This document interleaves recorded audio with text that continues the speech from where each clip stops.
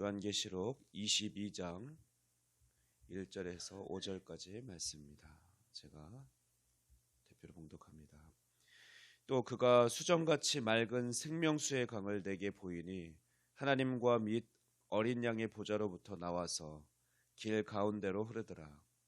강 좌우에 생명나무가 있어 12가지 열매를 맺되 달마다 그 열매를 맺고 그 나무 잎사귀들은 만국을 치료하기 위하여 있더라.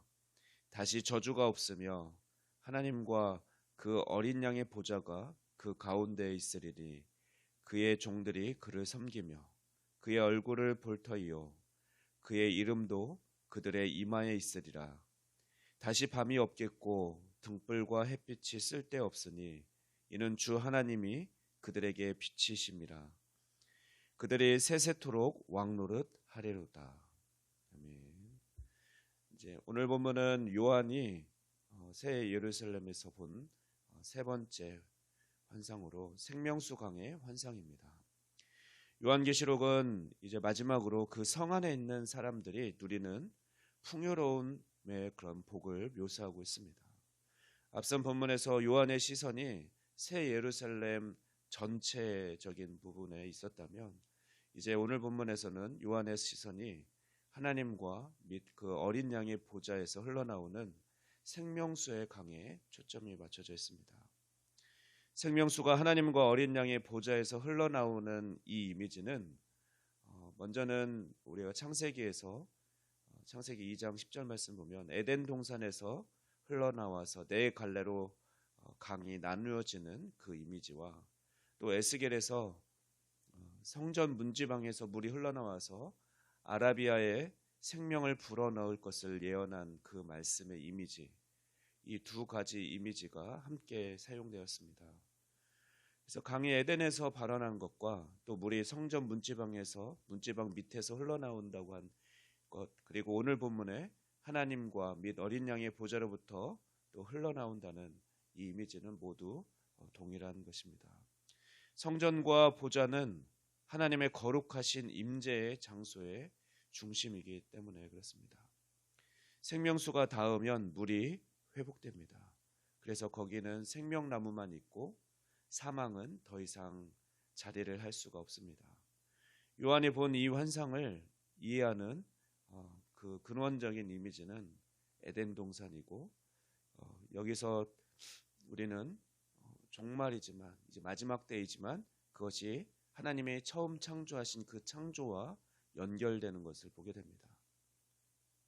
특히 생명수의 강에 나오는 보좌가 하나님의 보좌만이 아니라 하나님과 및 어린 양의 보좌라고 한 것은 의미가 있습니다.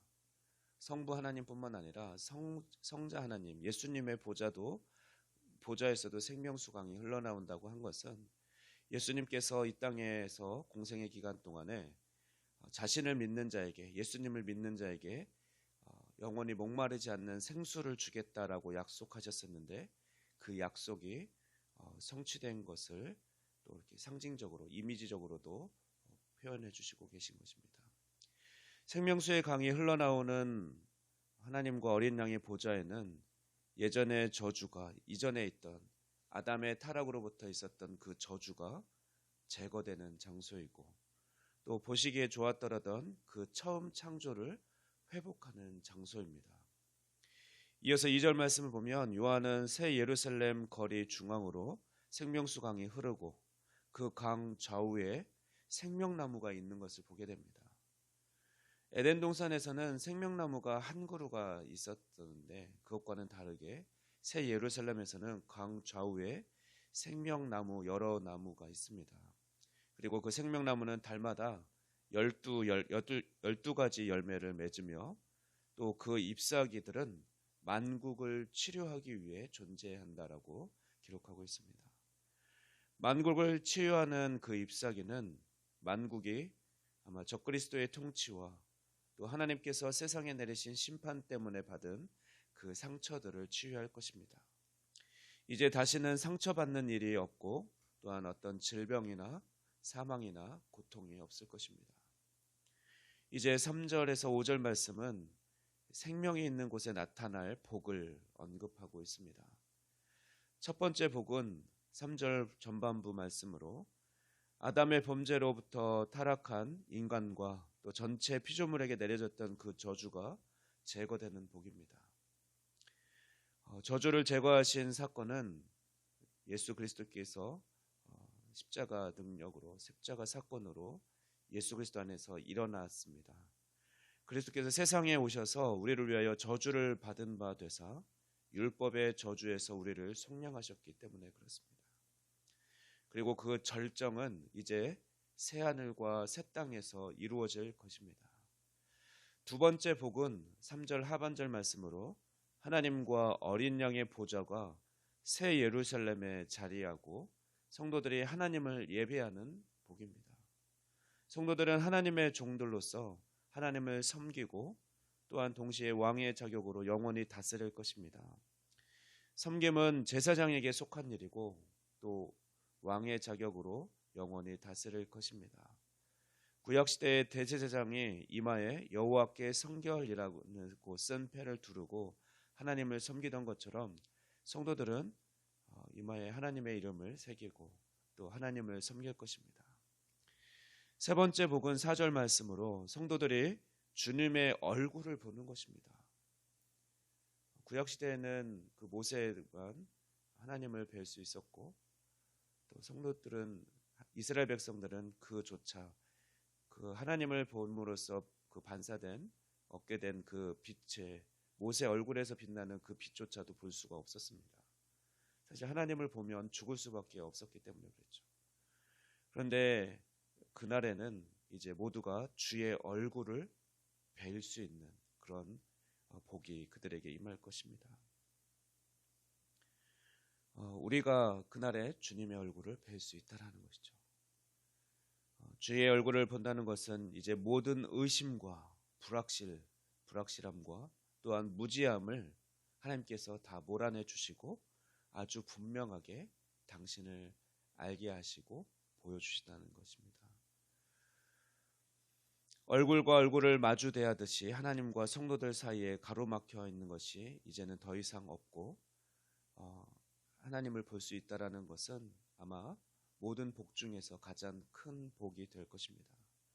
네 번째 복은 이제 5절 하반절의 말씀으로 성도들이 영원히 왕노릇 한다는 것입니다. 이것은 하나님의 백성이 받을 사실 최상의 복입니다. 우리가 어떻게 피조물인 우리가 하나님과 같이 하나님의 권한을 가지고 세상을 통치하겠습니까? 하나님께서 그 권한을, 왕의 권한을 우리에게 주셨고 또 그 하나님 나라의 상속권을 우리에게 주셨다라는 것입니다. 그렇기 때문에 우리가 받을 최상의 복인 것이죠. 하나님의 백성은 사실 우리는 지금 이 지상에 있는 동안에도 하나님과 함께 왕노릇하는 자로 하나님 나라를 회복되는 이미 임한 하나님 나라를 경영할 자로 우리는 부르심을 받았습니다. 뿐만 아니라 이제 새 창조 영원한 하나님 나라에서도 하나님과 어린 양의 주권에 참여하게 될 것입니다. 새 하늘과 새 땅에서는 이제 악한 것에 방해를 받지 않고 성도들이 왕적 주의를 마음껏 발휘하게 될 것입니다. 아시아의 7교회에게 약속하셨던 이기는 자에게는 그리스도께서 그분의 보좌에 함께 앉게 해주시겠다라고 하셨던 그 약속이 성취되는 것이죠. 이제 말씀을 정리합니다. 우리는 오늘 본문을 통해서 새 예루살렘의 모습은 새 창조로 인하여 종말은 처음 창조 시 에덴의 모습으로 회복되고 바로 그 처음 창조와 연결이 된다는 것을 보게 됩니다. 생명수가 하나님과 어린 양의 보좌로부터 흘러나오므로 영원히 목마르지 않을 것이고 또 강가에 심겨져 있는 생명나무로 인해 만국이 치료를 받게 될 것입니다. 또한 우리는 하나님의 얼굴을 볼 수 있는 복과 또한 영원토록 하나님 나라를 경영하는 그 복을 받게 될 것입니다. 그러므로 우리 회복된 하나님 나라를 약속해 주신 하나님께 또한 감사의 고백을 올려드리며 또 먼저 하나님의 나라와 하나님의 뜻을 구하는 오늘 하루를 살아가시기를 주님의 이름으로 축원합니다. 기도하겠습니다. 온 우주 만물의 창조주이시며 우리의 구원자 되시는 하나님 감사합니다. 오늘도 새날을 우리에게 허락하여 주시고 말씀과 기도로 하루를 시작하게 하시니 감사합니다. 오늘 말씀을 통해 온전히 회복될 하나님 나라를 소망하게 하시고 또한 그날에 누리게 될 복들을 바라보게 하시니 감사합니다. 혹시 고통과 어려움 가운데 있는 성도들이 있다면 오늘의 말씀이 위로가 되게 하여 주시옵소서. 감사드리며 이 모든 말씀 우리 주 예수 그리스도의 이름으로 기도하옵나이다. 아멘.